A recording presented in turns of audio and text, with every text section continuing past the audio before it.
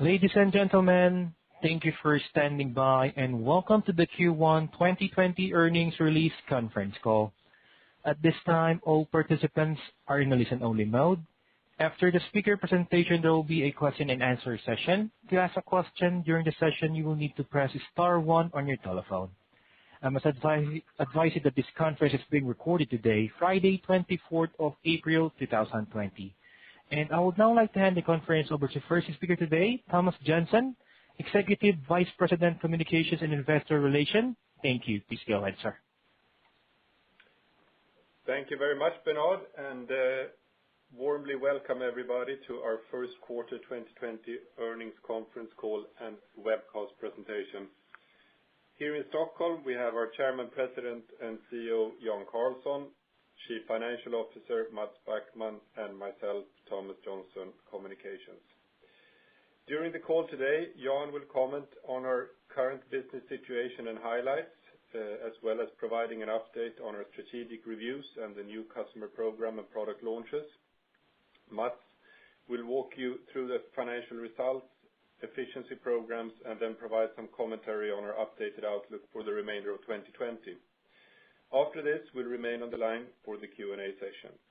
Of course, slides and earnings release are available through a link on the homepage on our corporate website.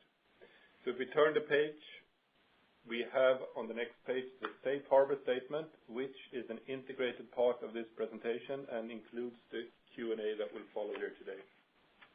During the presentation, we will reference some non-US GAAP measures, and the reconciliations of these figures are disclosed in our quarterly press release and the 10Q that will be filed with the SEC.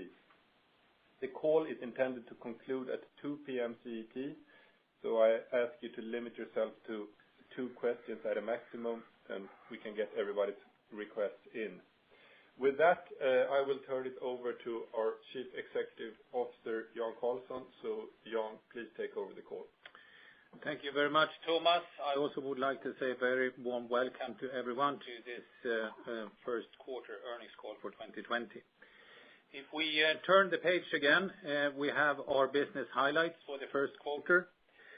The spread of the coronavirus is first and foremost a global health crisis, and our thoughts go out to everyone around the world suffering from its consequences.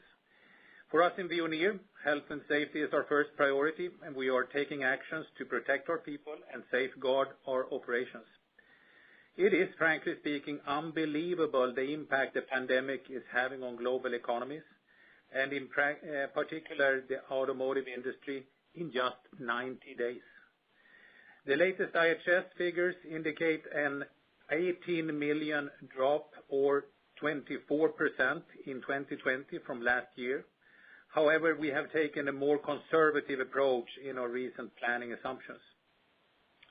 Although China and rest of Asia are gradually recovering, albeit well below the pre-crisis levels, OEMs in Europe and North America, which are essentially shut down through April, are planning for a staggered recovery during May. This sequence of events has triggered us to take additional actions with our Market Adjustment Initiative program, with the goal of to offset the lower contribution from lower sales with cost mitigation and other cash flow actions. We are pleased with the Market Adjustment Initiative results during the first quarter, as we improved our already strong cash balance to now $970 million. And we will continue our focus to improve our cash flow and the operating loss performance versus 2019. Considering the current market situation, we foresee some launch delays. However, our order intake remained fairly robust at approximately $175 million of average annual sales during the first quarter. Lastly, I would like to reach out to the Veoneer team and express my sincere gratitude and utmost appreciation for your dedication and strong contribution as we navigate through this difficult and uncertain crisis together. Now, looking on the next page, the pace of the light vehicle production decline has clearly accelerated over the last 90 days. we now see approximately 84 million fewer vehicles today for the time period 2019 to 2022 as compared to what we saw in June 2018. This is an additional 34 million fewer vehicles than what we reported last quarter. This equates to essentially a 21% reduction in the global light vehicle production development for future years to come. Clearly, the entire auto industry will be impacted by this downward adjustment in light vehicle production. However, we expect there will be some type of rebound at some point, and it may take several years to recover to the levels in 2019. As a consequence of this market uncertainty and potential changes to our customer launch cadence, it is too early to provide any updates on our growth beyond 2020. Fortunately for Veoneer, our future growth will be much more product and launch driven and less dependent on the light vehicle production growth. Therefore, we continue to focus on successful launches while driving effective cost control and cash flow management. Looking on the next page on our Market Adjustment Initiative program, this slide summarizes the three pillars that comprise our Market Adjustment Initiative program, which includes efficiency improvements, investment priorities, and product portfolio optimization. All of these actions were taken around this time last year to create financial stability and sufficient liquidity to fund operations and support our investments for growth. Now we see that a significant deterioration in our underlying market conditions. We are taking additional actions in the efficiency improvement area, which Mats will speak more about in his portion of this presentation. Some of these actions include customer cost sharing of RD&E, flexing our direct and indirect costs as much as possible to lower the customer volumes without comprising launches, and reducing professional services and other discretionary spending. Turning the page, we can look on our investment priorities and product portfolio optimization. We are pleased to have concluded the strategic review process for Zenuity and our brake system business. As you already know, we closed the VNBS Asia divestiture during the first quarter. And also yesterday, we announced that we have signed a non-binding agreement to divest the U.S. brake operations to a well-established automotive supplier for a purchase price of $1. We expect the transaction to close during the second quarter, and looking ahead, we expect to reduce our future cash outflows by approximately $80 million during 2020 and 2021. From an accounting perspective, we have taken a non-cash impairment of the assets held for sale of $144 million during the quarter, which is partially offset by the $77 million book gain from the VNBS Asia proceeds. We believe this is the prudent approach to take, especially during this uncertain macro environment. Back on the April 2nd, we announced that Veoneer and Volvo Cars have reached a mutual agreement to split the Zenuity joint venture to pursue respective ADAS and AD strategy. Veoneer will integrate and operate the current Zenuity business focused on the development and commercialization of ADAS software for collaborative driving. We expect to bring more than 200 of the current Zenuity employees into our system and software team in Veoneer and generate annual cash savings in the range of $30 to $40 million, as well as a one-time cash payment of around $15 million, subject to the final agreement. The process to split Zenuity is already underway and is expected to be completed by the third quarter this year. Now looking on to our product portfolio optimization on the next slide. Here we have summarized our leading global software platform and features. The image to the left illustrates the complete scope for Zenuity.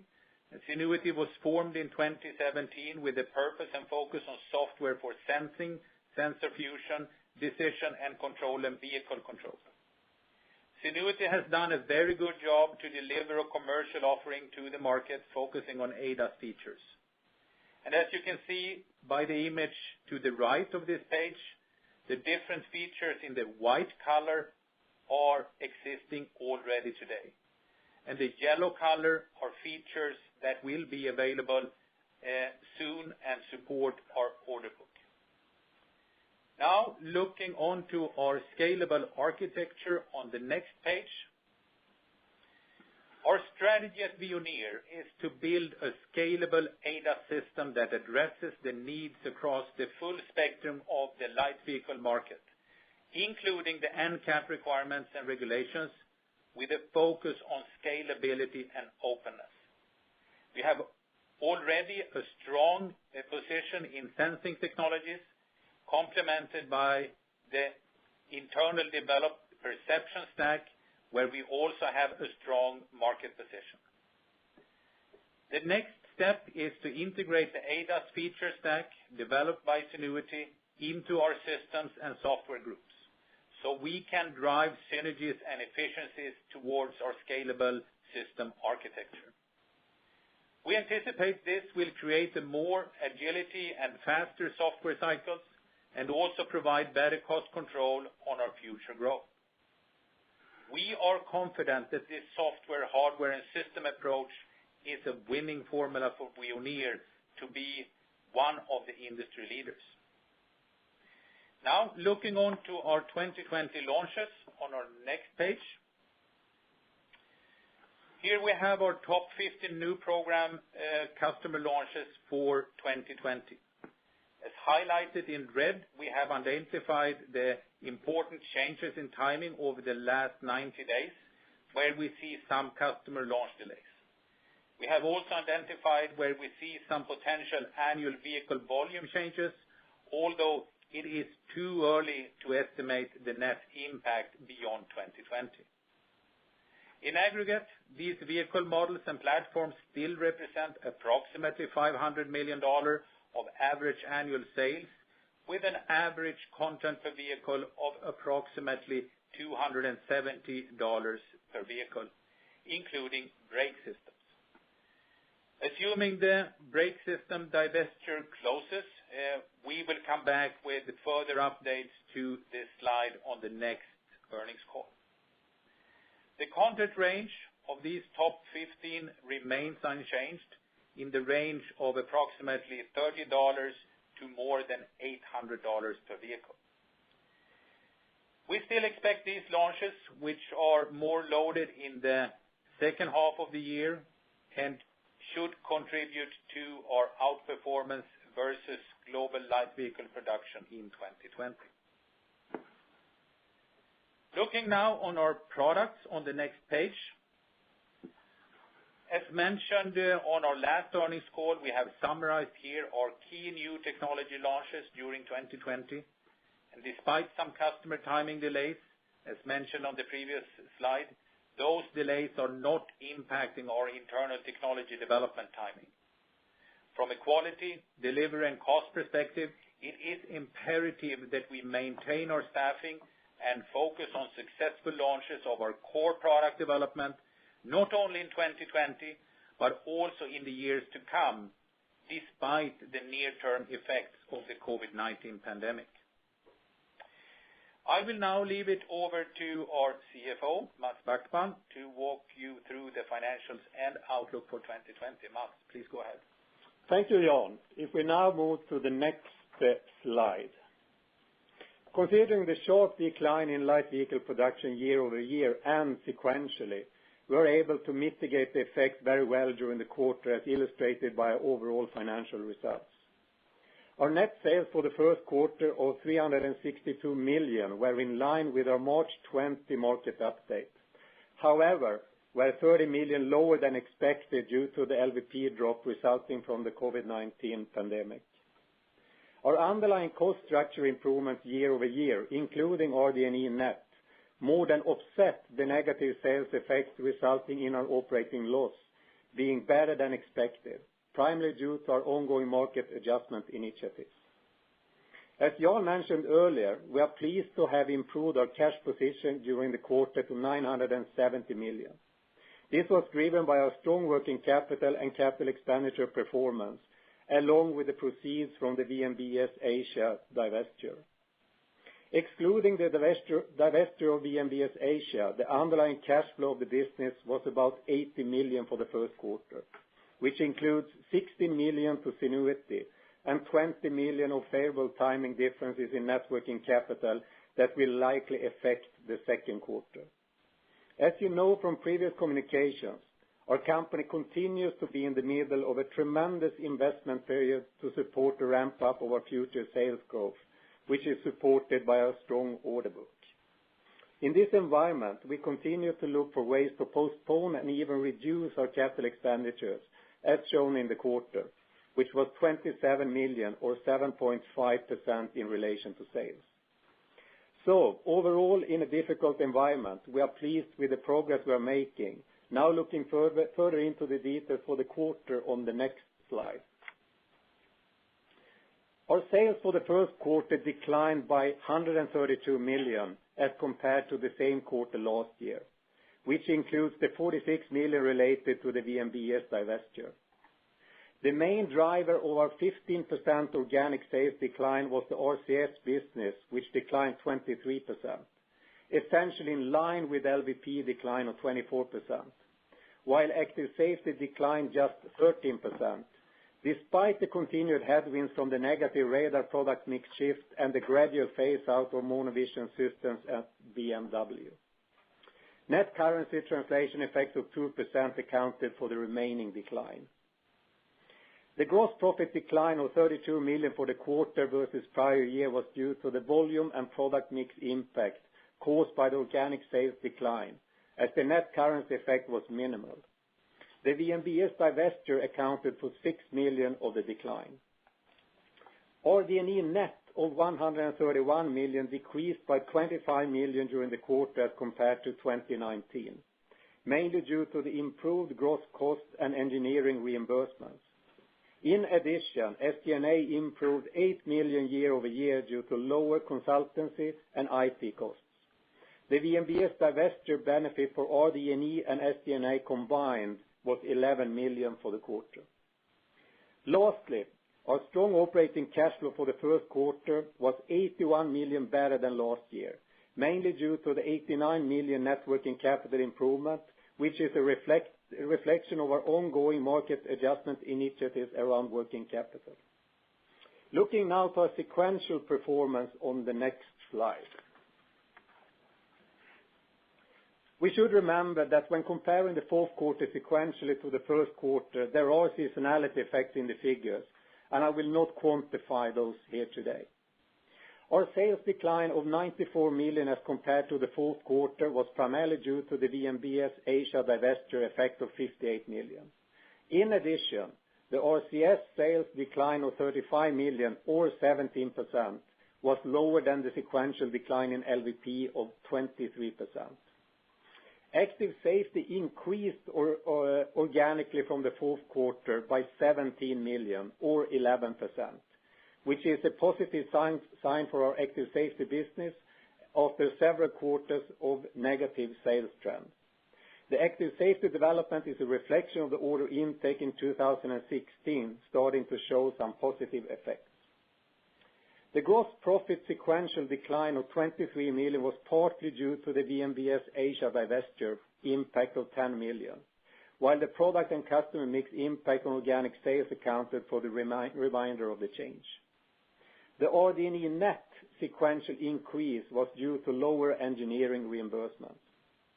Our operating cash flow improved 95 million due to the 89 million improvement in net working capital, which included 30 million of favorable timing effects from the fourth quarter, which we highlighted last quarter.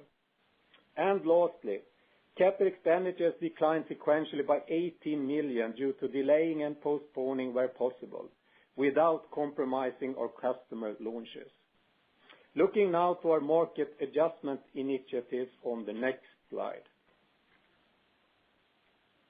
As Jan mentioned earlier, I will speak about our efficiency programs as a part of the overall market adjustment initiative program, which was launched approximately 1 year ago and are taking additional actions to offset the negative volume effects from the COVID-19 pandemic. We continue to focus on winning profitable orders within our core products, not only from a margin perspective, but also on an MPV perspective, with a sharp focus on cash flow. As a part of this, we continue to have ongoing discussions with our customers and suppliers on the scope of current and future contracts. Next, within margin improvements, we now aim to improve RD&E net even further by 100 million as compared to 2019 on a comparable basis. In addition, we continue to reduce professional services, consultancies, and other discretionary spending while flexing our direct and indirect labor in production overhead to match the customer volume fluctuations without jeopardizing new program launches. In addition, we have implemented a hiring freeze across the organization for the time being. Lastly, on our balance sheet and cash flow, you have already seen the results of the progress we have made over the last year, and we intend to make further improvements in capital expenditures and working capital. Although with the working capital, we should remember that we already have a negative net working capital of 86 million. We are also exploring various local funding programs now available as a result of the COVID-19 pandemic. Looking now to our 2020 outlook on the next slide. As you have heard today, we have taken significant actions to adapt to the current macro environment and mitigate the effects on our operating loss and cash flow. In our planning, we have taken a more conservative approach than the latest IHS figures. As a consequence, we are withdrawing our indication from earlier this year for an organic sales increase in the mid-single digits for full year 2020. However, we expect our organic sales to outperform the global LVP, primarily due to our new customer program launches. Due to our additional market adjustment initiatives currently underway, we hold our original 2020 outlook for an operating loss improvement versus 2019. However, we now expect our cash flow before financing activities to significantly improve from 2019, both on a comparable basis. We also target to reduce RD&E net by approximately 100 million in 2020 from 2019 on a comparable basis, and target capital expenditures to be less than 150 million in 2020. So overall, I would say a positive outcome, especially considering the uncertain macro environment. I will now turn the call back over to Jan.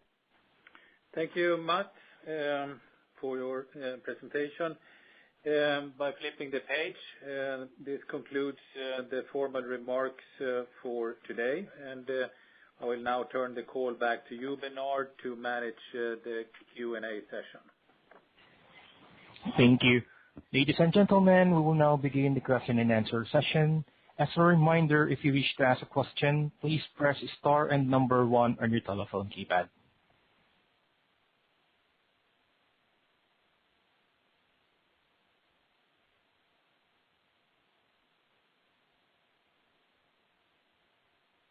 Your first question comes from the line of Erik Golrang from SRB. Please ask your question. Thank you. I have 3 questions. The first one is on your order expectations for the full year in relation to that previous 1 billion target. Is there an update on that? And could you say something about what's going on in terms of sort of tender discussions with customers? Are there a lot of delays? Are they inward looking? Please transcribe. Number. Hello? Yeah, can you hear me? I can hear you, but there was somebody else in. Okay. All right. Yeah. So first question on an update on the order situation and ambitions for the full year. Second question, in knowledge that you don't give a new 2020 sales guidance, but you do reference an IHS estimate several times. So assuming they're correct in terms of their split regionally and so on, what would be your organic development for the year? And then thirdly, this very substantial RD&E reduction. I mean, what's the short answer for why that wouldn't sort of limit Veoneer's capabilities and reach medium term? Yeah. Okay, very good. We can start with the first one, the order expectations. We are seeing a lower or foreseeing a lower order intake than the 1 billion. It's too early to come back with you with a number on that, but it will most probably be reduced to a lower number than the 1 billion we communicated a quarter ago. The reason for this is, of course, the COVID-19 pandemic, and all the activities have been affected by this, and discussions has been delayed and pushed out in time. We are working diligently with the customers, and some orders, you know, individual from customer to customers, and some discussions are ongoing, and some guys have been pushed out, you know, maybe 1 or 2 quarters down the road. On the second point, Mats will come back to you and talk about the IHS and the sales. Let me take the third one, the RD&E shortcomings. I think the efficiency gain we are seeing here, the fact that we are also restructuring the activities through outsourcing partially, etc., is not affecting our capability and is not affecting the opportunity to execute on our order book, our current order book, and also to be able to perform the programs that we have on the launch. We are safeguarding this to the highest extent. We are furloughing people here in the companies. You have read in the report, 1,000 people being furloughed. We have 4,100 people working from home. So the activities and the reductions we are doing here is, of course, also to handle the COVID-19 in the good way without affecting the execution of our order book. Mats, anything about to say? Yeah, when it comes to the underlying LVP assumption for the full year, I mean, I will not give an exact number when it comes to difference to the IHS update, other than that we are more conservative than we see in the IHS update. And why is the reason for this being important is really that when we are making the plans now for 2020, when it comes to the basis for the outlook in terms of cash flow, in terms of our operating profit, you need to recognize that we have in the base assumption when we're making the calculation being more conservative than the underlying IHS number, just to kind of give the message that we don't see a more positive outlook, rather more negative. But secondly, also important to remember, whatever we are kind of ending up with in terms of on the underlying LVP for the year, we are looking at an outperformance for our own organic development due to being more kind of launch driven in terms of the development rather than the underlying LVP. And also to the third point, just to add to what I said here, the first part of your question, the order intake being lower, that will also include lower activities from the engineering side. The pursuit as such is a quite big load of the engineering workforce, and seeing a somewhat lower activity on that one is of course helping us then when people are furloughed and we are restructuring the part. So that's another consequence out of the situation. Thanks. And just quick follow-up to Mats then. And I mean, you previously talked about around 8 percentage points or so, I think, outperformance versus LVP.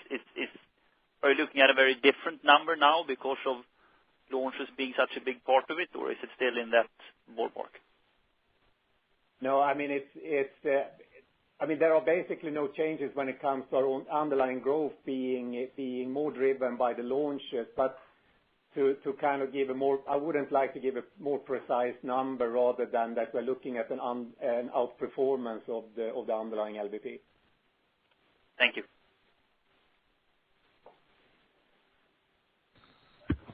Your next question comes from the line of Dan Levy from Credit Suisse. Please ask your question. Hi. Good afternoon. Thank you. Wanted to just start with a question on cash. You said you had improved working capital of 89 million. How much of that was due to your own efforts to better manage the working capital? I know you have a number of initiatives versus unwind of working capital during production shutdown. And what should we expect from working capital once production resumes? Yeah, so looking at if you take the number, the close to 90 million that we saw in improvements in the quarter. I mean, first of all, we talked about this timing effect from the fourth quarter. So we definitely had help from timings from the fourth quarter into the first quarter, and that's approximately 30 million.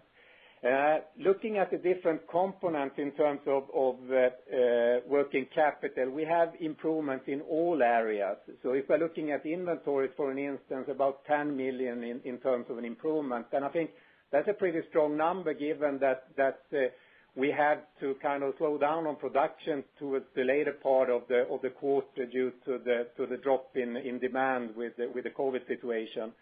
Looking at accounts receivables, I would say between 30 and 40 million in terms of improvement. Out of that, more than 10 million related to a reduction of overdues. So I mean, it's not much of a kind of an external help. It's internal processes when we have reduced the overdues. Some positive effects also coming from increased factoring than in the quarter. On the payable side, we will have some timing effects going into the second quarter. So as I said, I would estimate in terms of timing effects from the first quarter into the second quarter to be negative around 20 million in the second quarter then. So the improvements we saw in the quarter, I mean, you cannot expect to see kind of further improvements from the level we have right now, but what we're aiming for is to keep the level we have now, excluding the kind of the timing effect of approximately 20 million we see going into the second quarter.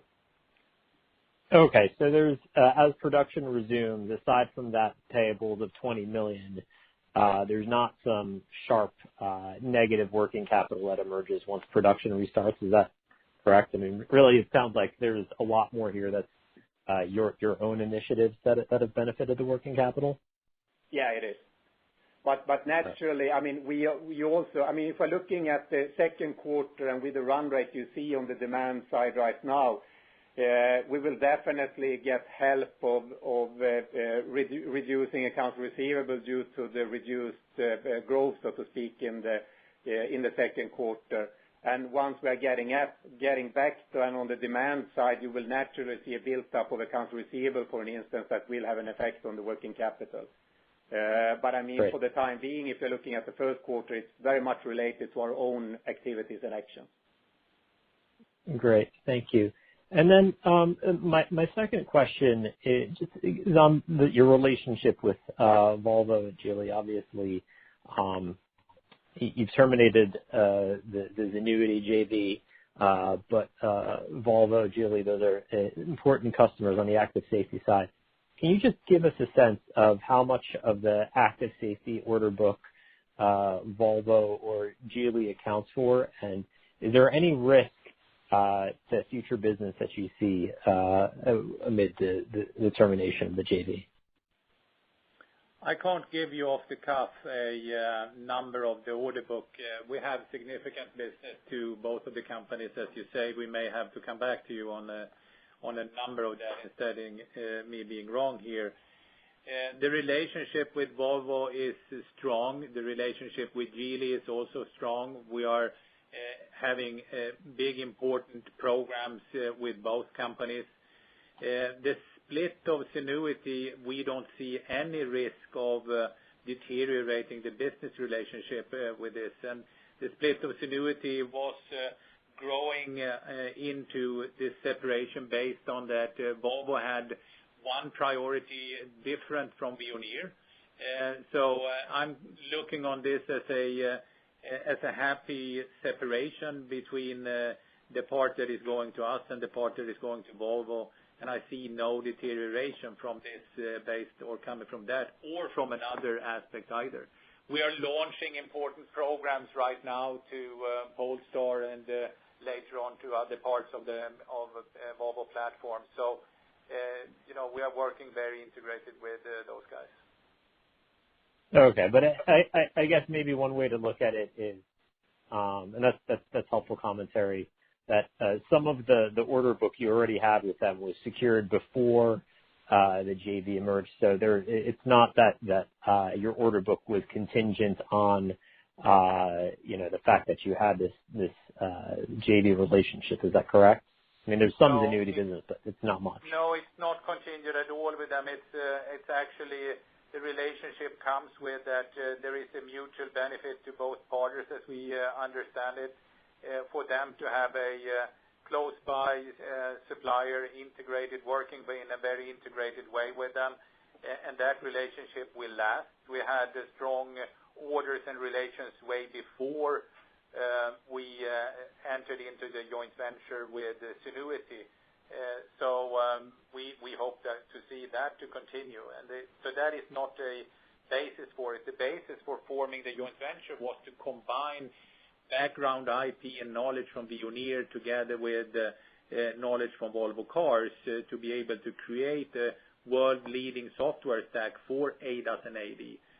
Which we think we have accomplished to a large extent, and we try to describe that here on the slide set. Great. Thank you very much. Thank you. Your next question comes from the line of Erik Paulsson from Securities. Please ask your question. Eric from Pareto. So I have two questions. First one is regarding your brake control business in the US, which you obviously now is divesting. But you also mentioned in the press release that you will keep a legacy brake control business, and that is, I think, $70 million for the foreseeable future here. But for how long is that? And will this still be a specific segment? So that's the first question. The second one is on the competitive situation now here the recent months, and especially now beginning of April. How have you seen this develop and change potentially now, given this new situation? If you take the first question, I have to ask you some questions back. You mean with the competitive situation. But the first part is legacy business that we have here, lifetime sales approximately 70 million. We are going to conduct that business because it's a legacy business actually separated from the one business that is now signed term sheet about. It will continue for ballpark 3 years before it's running out. So that is the thing. What do you mean with competitiveness? What is it that you're thinking about on competitiveness in general? I mean the competitive landscape, that is. Okay. I don't think there has been any major changes on the competitive landscape as such. I think all companies in this industry are fighting the COVID-19 situation with different strategies. I think the quarter one results here proves that we have been successful. We don't see any new, we don't see any less competitors coming out here. We see a lesser order activity or discussions around orders, as I commented here before. So some of the discussions are pushed out in time. We are strengthening, we think, our position by integrating the Zenuity piece into Veoneer. We are focusing our activities and getting a strong roadmap forward in our scalable architecture. So I think that we are working with the stuff we can control, and in that sense, I guess we are taking significant steps forward. And we don't see any new guys here, or we don't see any guys coming off the boat here either. Okay. Thank you very much. Thank you. Your next question comes from the line of James Picariello from KeyBanc Capital. Please ask your question. Hey, guys. So, can you hear me? Yeah, sure. Great. Can you just talk about the timing of the $80 million in cash savings, related to the U.S. brake system sale? Will that just take place over the next 12 months once the sale is completed this quarter. And then, the program you had slated to launch this year, was supposed to be north of $1 billion in lifetime revenue. Just wondering, what led you to the $1 valuation? Thanks. We're starting with the 80 million and the cash savings. That's over 2020 and 2021, but the majority of that is in 2020. The majority, okay. Second part of the question is a strategic review we have conducted. And when we entered into this business, we did it in the Autoliv days in the form of a joint venture with a strategic desire and an opinion that working between the electronics and the actuators are a closer relationship than it turned out to be. A lot have happened since we entered into the joint venture. First of all, our joint venture partner turned out not to be interested in growing this business outside the legacy part. So future pursuits were not of interest for them. We separated from them. We separated Veoneer from Autoliv. Veoneer has a strategy to clearly focus on the growing ADAS market. Reviewing the brake piece in this and seeing that the connection between actuators and the scalable architecture simply is not there. We came to the conclusion that it would be better to separate the business. Of course, the situation is right now is what it is in the COVID-19 situation. There are a limited number of buyers to such a business because it has to please and be accepted by the customer. It has to be a good home for our people, and it has to fit with a technology and a capability to carry a big program like this. The last piece is, of course, important that we can save $80 million for use in our core business right now with the situation we have, instead of investing $80 million into something that is not our core business, and that is why we ended up here. So several parameters to make it fly, and it has been a discussion continuously between the customer here and also the buyer and ourselves, and also to safeguard home for people. So that's why we ended up here. Okay, no, that's helpful. And then just regarding the dissolved Zenuity JV, you're retaining roughly $35 million in related headcount costs, right? That's based on the net $35 million in savings that you outlined when you announced it. How much of the retained $35 million on an annualized basis will be captured in RD&E, you think? I'm just wondering if this is accounted for, within your guidance for the $100 million RD&E reduction this year.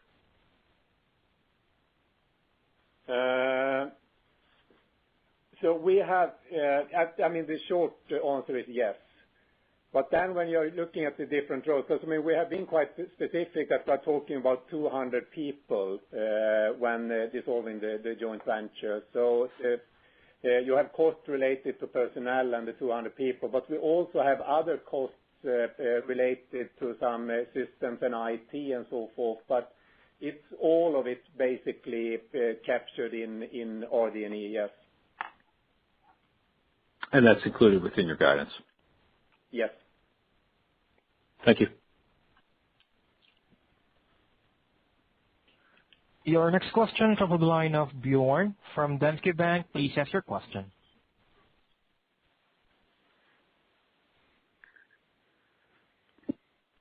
Problem with the mute button here, but I just had one more question, that is on your sourcing situation in general. You're not talking too much about that. I guess that is doing as good as you can with your upcoming launches. Is that an okay situation, or giving everything considered? Giving everything considered, I think it is as good as it gets. It has been, of course, going from problems in China to being problems, I would say, all over the world for components here and there. But I think then when things are stabilizing in China, it's getting worse in the other parts of the world. But overall, I think we are in a good position. the whole thing is that the whole world is standing still, so the demand for product isn't that high anywhere. We will have to see and review how the restart of the industry will happen and how the supply chain will cope with the restart when that is happening and when it's ramping up. And that's too early to say. But overall, we have not had any specific sufferings on the launch on the sourcing side. And on these launches that you are addressing here, and where there are some delays and pull forward, etc., are those? I mean, that are the most recent discussions, and you are pretty happy with that. Those are going ahead according to current discussions, or how uncertain are you about the entire situation?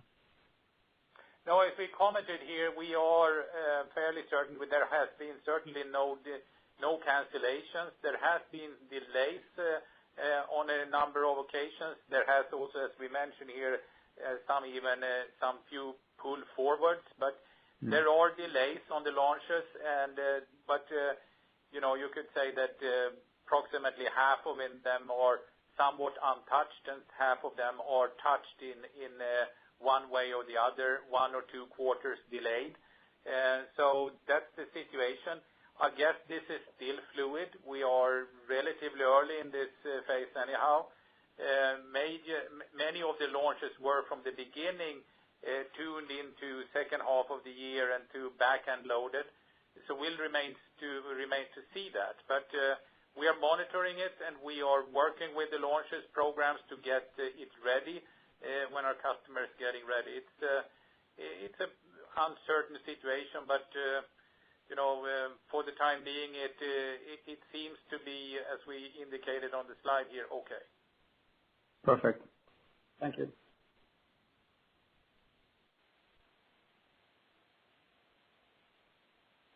Your next question comes from the line of E.T. McKelly from Citi. Please ask your question.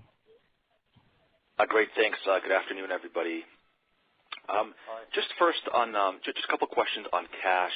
Just to clarify, so the press release mentioned an expectation to enter 2021 in a stable cash position.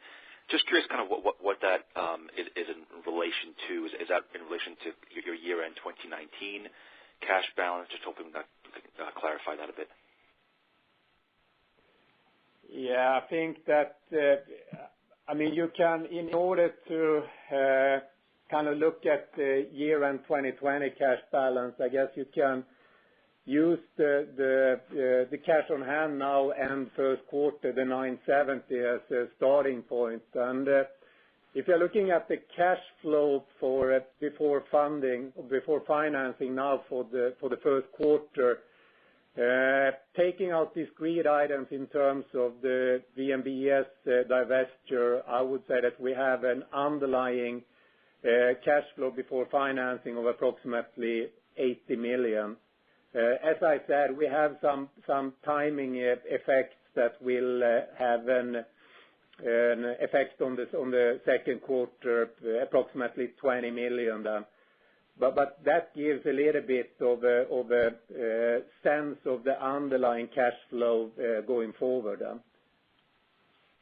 That's helpful. And then in the event that perhaps the industry struggles to return to normal production, could you give us a sense perhaps of where you expect your April cash balance to come in, or just a sense of maybe what the free cash flow or burn situation looks like in the kind of current environment, in the pre-production recovery environment? No, I'm coming back a little bit to the question we had about the underlying LVP assumption for the full year. In calculating or planning when it comes to both the P&L as well as the balance sheet and cash flow, we have used rather conservative assumptions on the underlying LVP, because it is uncertainty. It's so difficult to say when this will kind of turn from where we are today. So that's a little bit the reason for the more conservative assumption. But I wouldn't elaborate and guess more than that. Great. And just lastly, and I apologize if I missed this, on the order intake in Q1, can you just talk about your win rates, how your win rates compare to your internal expectations? I think up until end of February it was okay.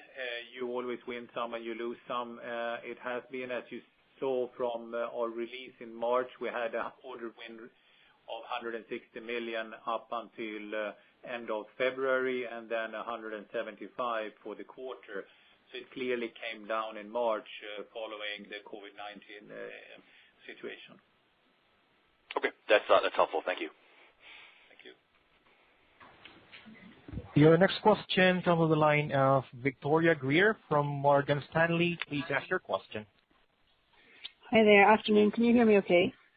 Yes, absolutely. Great. Firstly, could you just repeat those numbers on the order book, the 175 million in March I got, but I missed the February number. Could you just give us that again? 160 by end of February and 175 March, end of March. Great, thank you. And then I really wanted to come back to your commentary about the RD&E reductions. I guess we can probably think about an element coming just from the program delays that you've talked about, maybe some more reimbursements from OEMs because you've got the product launches. Could you quantify any of those, I guess, more mechanical impacts that might bring the RD&E down? And then, should we think here, though, that in having this RD&E reduction, have you paused or stopped work into any future technology lines that you might otherwise have wanted to pursue in order to bring that RD&E down? If you start with the quantification, I don't have a good number more than we are aiming to save $100 million on RD&E for the full year. So that is the quantification we are looking into and that we are working with. We are introducing several measures into this. Some of it will be a consequence, as we mentioned, of the COVID-19 and lower pursuit activities. And some of it will be somewhat different organization and somewhat more partnerships and outsourcing. So that is the way we are going to handle the situation until year end to start with. The second question is a very key one for us, and that is not being the case that we are designing out or stopping activities in our core engineering. Core engineering is for us the key element of Veoneer, to be able to have a leading product portfolio, to be able to integrate efficiently the Zenuity people, to work on our scalable architecture to capture the growing market in ADAS. Despite LVP decline, we are of the opinion that ADAS as such will be a growing piece of what's there in the light vehicle production. So that is not affected. Great, thank you.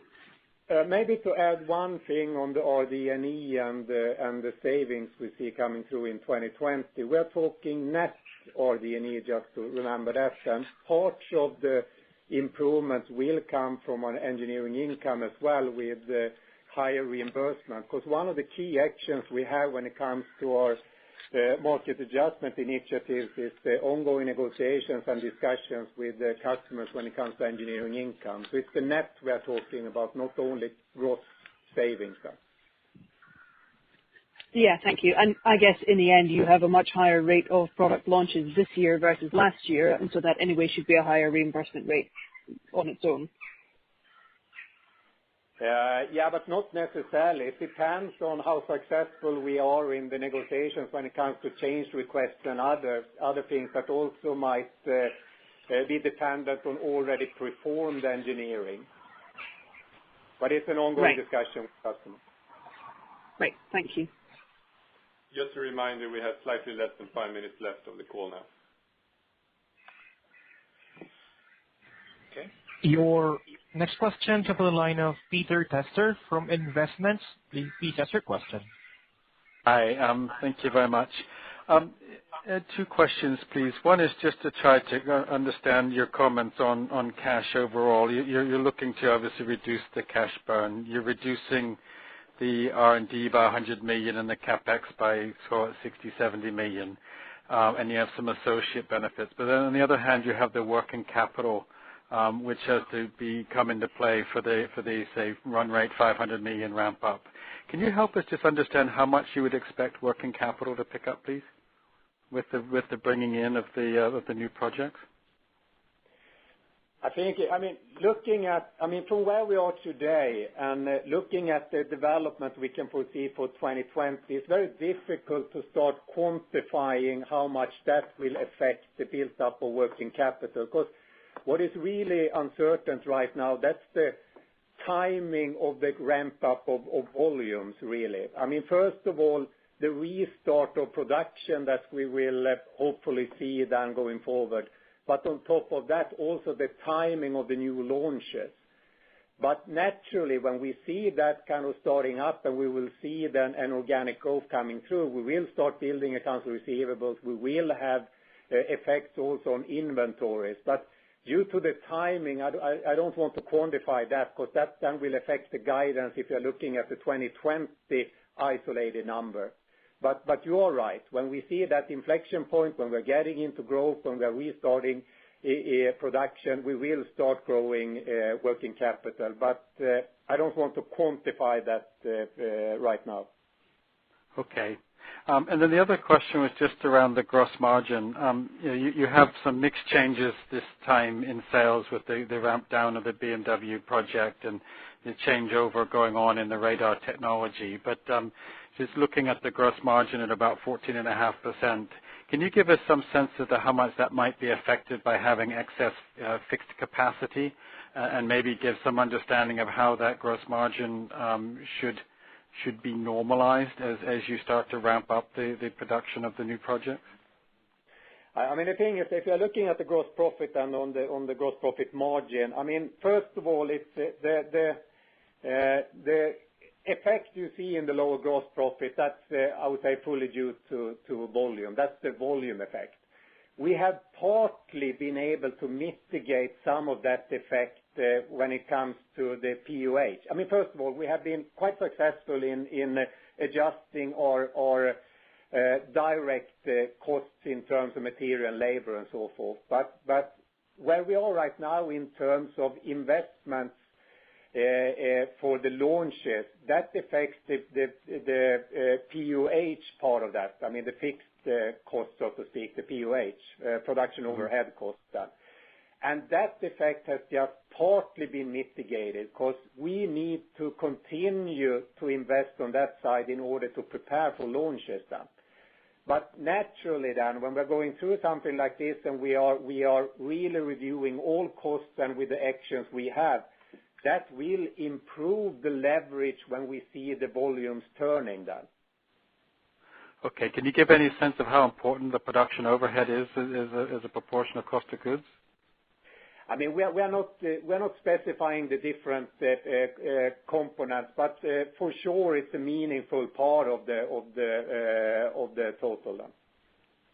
Right. Okay. But other than that, the product mix related to the ramp down of the BMW contract and the change in radar technology and so on, that this product mix is relatively representative of what we should see going forward from a gross margin perspective, but then you get the volume effect as you grow. Is that the conclusion you should take away?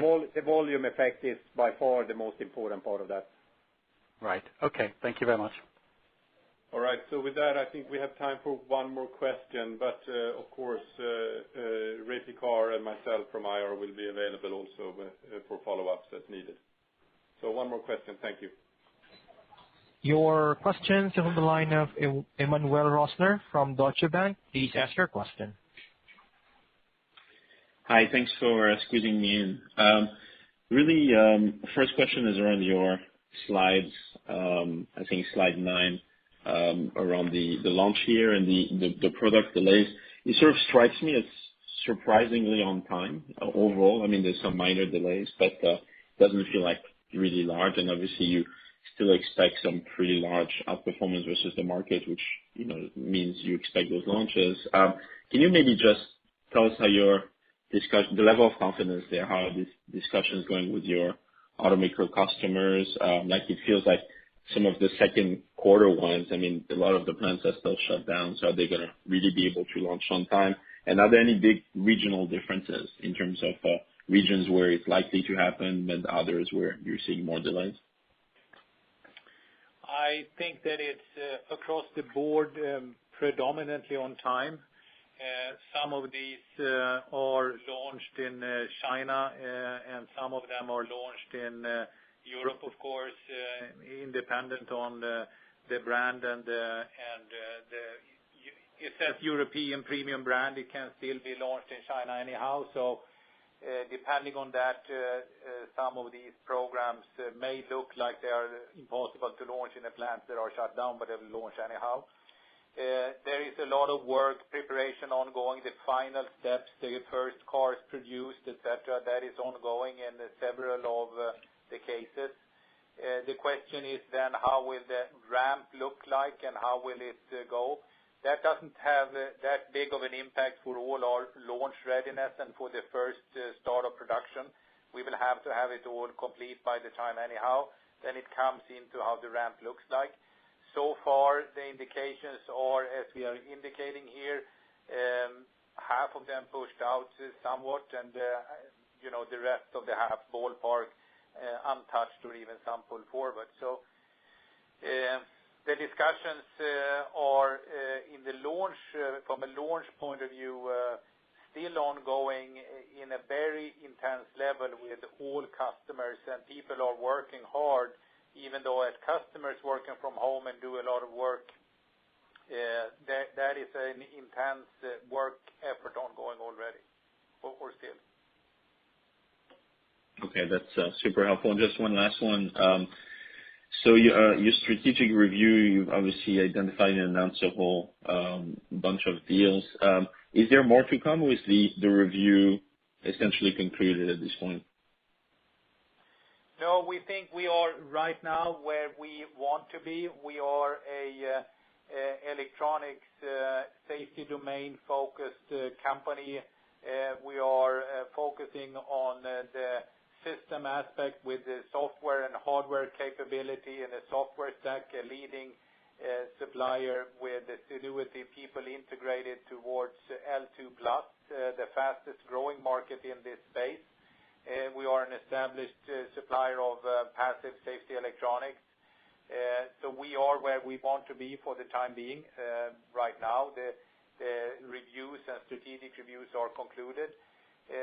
You can never guarantee, as we sat here and talked different language 2-3 years ago, you can never guarantee anything 2-3 years out, of course, but not for the time being. Now we are focusing around this strategy in full force ahead. I appreciate the call. Okay. Thank you.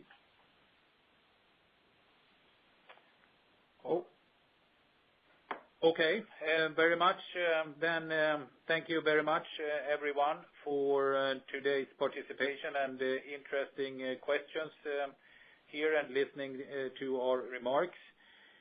We are looking forward to speaking you again in a conference call here, tentatively then for second quarter on Friday, July 24th, 2020, of course. And I really hope you are all now staying safe, prioritizing health and safety first and foremost, and you all take very good care. And thank you very much for today, and goodbye. That does conclude our conference for today. Thank you for participating. You may all disconnect.